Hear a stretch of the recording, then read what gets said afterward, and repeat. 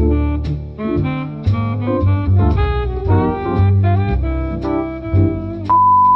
everyone, welcome back to the channel. It's me. So in today's video, I will be telling 11 things I learned in class 11.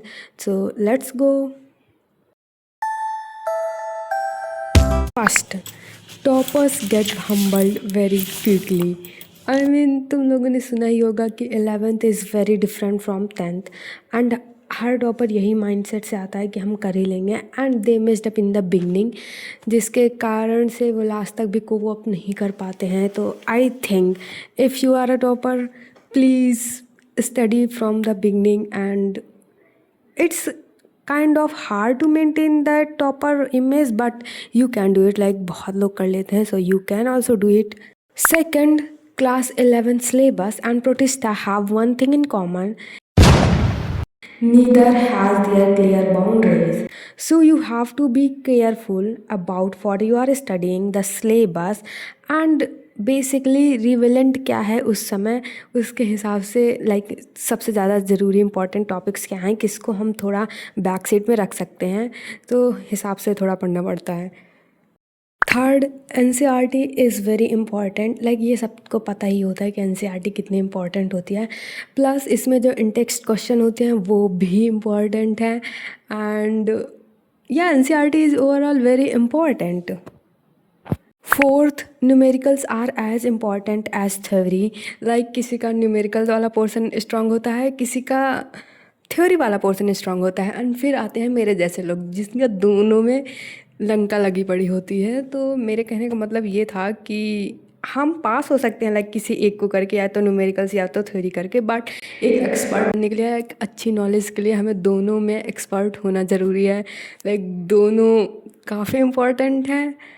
Fifth, कल से पढ़ूंगा is just an another statement. अगर तुम कोई actions नहीं ले रहे हो, लाइक कहना बहुत आसान होता है कि कल से पढ़ूंगा, ऐसा टालते रहते हैं, बट कल कब आएगा पता नहीं चल रहा है. सो कल से पढ़ने से अच्छा है तुम आज से शुरू करो एंड आज से ही पढ़ना स्टार्ट करो, ठीक है.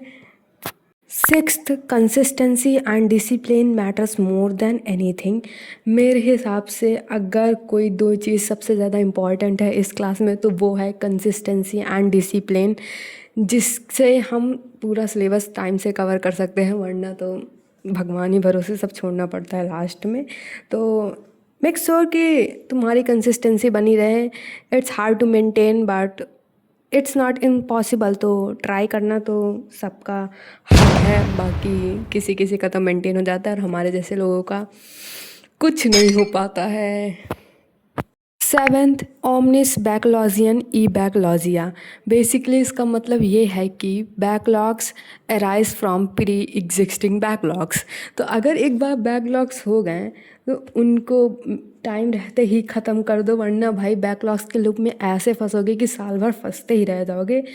भाई ये सबसे बुरा लूप है जिसमें लोग फंस जाते हैं. तो आई सजेस्ट कि बैकलॉग्स हमेशा टाइम पे कंप्लीट कर लो. ये पर्सनल एक्सपीरियंस से आ रहा है. तो I will also make sure कि मैं 12th में ऐसी गलती ना करूं. बाकी let's move ahead. Eighth, last minute study doesn't work any more. अगर मैं इसको ज़्यादा एक्सप्लेन करूँ तो मैं ये कह सकती हूँ कि हम पास हो सकते हैं लास्ट मिनट स्टडी करके 11 में भी, बट एक अच्छा स्कोर करने के लिए या फिर एक एवरेज मार्क्स लाने के लिए भाई तुम्हें पढ़ना पड़ता है आगे से. लास्ट मिनट में गारंटी भी नहीं है कि तुम पास हो जाओगे. अगर बहुत किस्मत हुई तो पास हो जाओगे, बाकी मेरे हिसाब से तो लास्ट मिनट अब नहीं वर्क करता है, ठीक है. Ninth, marks doesn't define your worth. देखो इस क्लास में नॉलेज ज़्यादा मैटर करती है मार्क्स से, एफर्ट्स ज़्यादा मैटर करते हैं मेरे हिसाब से. एंड मेरा पर्सपेक्टिव ये भी है, जैसे इतना बड़ा सिलेबस है उसमें हम जो पोर्शन करते हैं वो ज़रूरी नहीं है एग्ज़ाम में आ जाए, और जो एग्ज़ाम में आ जाए वो हमसे रह भी सकता है. तो ऑनेस्टली इट डजेंट मैटर कि भाई मार्क्स कितने आ रहे हैं, जब तक कि तुम्हें पता है कि तुम पढ़ रहे हो, तुम एफर्ट्स डाल रहे हो स्टडी में, तो मार्क्स इतना मैटर करते नहीं हैं. ये सिर्फ मैं तुम्हें मोटिवेट करने के लिए बोल रही हूँ, क्योंकि एट टाइम्स भाई मार्क्स इतने घटिया आते हैं पढ़ने के बाद भी कि हम इतने ज़्यादा डीमोटिवेट हो जाते हैं. तो इस बारे में मैं सिर्फ अपने आप को यही समझाते आई हूँ कि मार्क्स डजंट मैटर, बट भाई मैटर करते हैं, honestly it matters. So 10th, take actions before it's too late.